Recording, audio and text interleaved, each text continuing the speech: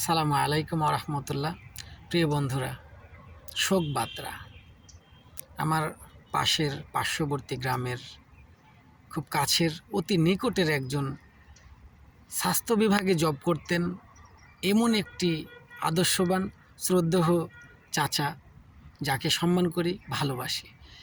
2 ঘন্টা থেকে 2.5 ঘন্টা আগে তার মৃত্যুর সংবাদ আসছে আমার কাছে। ইন্না লিল্লাহি ওয়া ইন্না ইলাইহি রাজিউন। তাকে খুব সম্মান করতাম, ভালোবাসতাম। কেননা মানুষ কখনো খারাপ হয় না, মানুষের কিছু গুণাগুণ খারাপ হয়।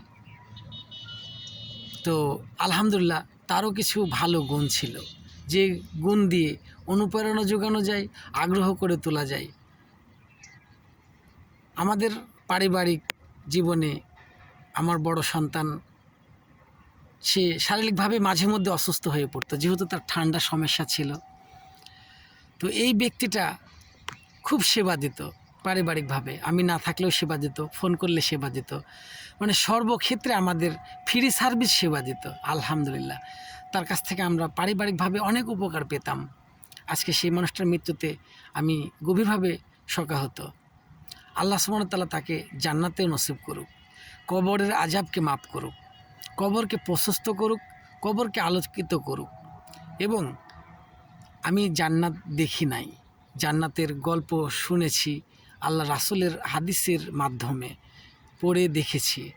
মানুষ ভালো কাজ করলে অবশ্যই জান্নাতে যাবে।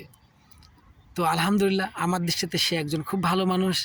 সে খুব আল্লাহ ভীরুতা ছিল, সত্যবাদী ছিল এবং ন্যায়পরায়ণ ছিলেন।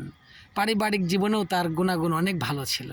আলহামদুলিল্লাহ এই ব্যক্তিটাকে যেন আল্লাহ সুবহানাহু ওয়া তাআলা কবরের সকল আযাব থেকে হেফাজত করেন, কবরকে আলোকিত করেন, কবরকে প্রশস্ত করেন। কেননা আমি যদি খুব তার কাছে যেতে পারতাম, অবশ্যই আমি যেতাম। আলহামদুলিল্লাহ আমার মন চাচ্ছে তার জানাজায় শরিক হই, তাকে দাফনের কাজে শরিক হই। সব মিলিয়ে আল্লাহ সুবহানাহু ওয়া তাআলা সকল কিছুই পরিপূর্ণ করেন না বান্দাদের, হয়তো আমার ক্ষেত্রেও তাই। 2 দিন আগে আমার নানার বংশের সর্বশেষ একটি মামা ছিলেন, তিনিও মারা গেলেন। তাকেও দাফনের কাজে কোনো সুযোগ পেলাম না। কর্ম এমন একটি জিনিস, কর্মক্ষেত্র এমন একটি জিনিস, পরিবারের তাগিদে, জীবিকার তাগিদে আমাদের অনেক কিছুই ত্যাগ করতে হয়। আমাদের ভালোবাসার অনেক আপনজন মানুষগুলো এইভাবেই আস্তে আস্তে দূরে সরে যাচ্ছে। যার জন্ম আছে তার মৃত্যু আছে। তো অবশ্যই আলহামদুলিল্লাহ বন্ধুরা, আমি স্বাভাবিকভাবে খুব কষ্ট পেয়েছি তার মৃত্যুতে। আল্লাহ যেন তাদের দুজনের কবরের আযাবকে মাফ করেন। আমার মামা এবং আমার 14 চাচা উভয়কেই যেন আল্লাহ সুবহানাহু ওয়া তাআলা জান্নাতবাসী করেন, কবরের আযাবকে মাফ করেন, তাদের কবরকে প্রশস্ত করেন, তাদের কবরের আলোকিত করেন এবং দুনিয়াবি তাদের সকল ভুল ত্রুটিকে আল্লাহ ক্ষমা করে নেকিতে পরিণত করেন। আমি এই প্রত্যাশা আল্লাহ সুবহানাহু ওয়া তাআলার কাছে করব। আল্লাহ সুবহানাহু ওয়া তাআলার কাছে অবশ্যই তাদের জন্য সালাত আদায় করে তাদের জন্য দোয়া চাইব। আল্লাহ সুবহানাহু ওয়া তাআলা যেন পৃথিবীর সকল মুসলিম নর ও নারী যারা মারা গেছে তাদের কবরকে মাফ করেন, কবরের আযাবকে মিটিয়ে দেন।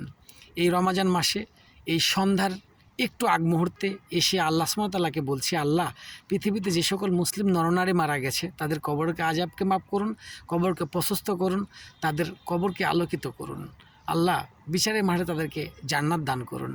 জাযাকাল্লাহু খায়রান। আসসালামু আলাইকুম ওয়া রাহমাতুল্লাহি ওয়া বারাকাতুহু। আসসালামু আলাইকুম ওয়া রাহমাতুল্লাহ।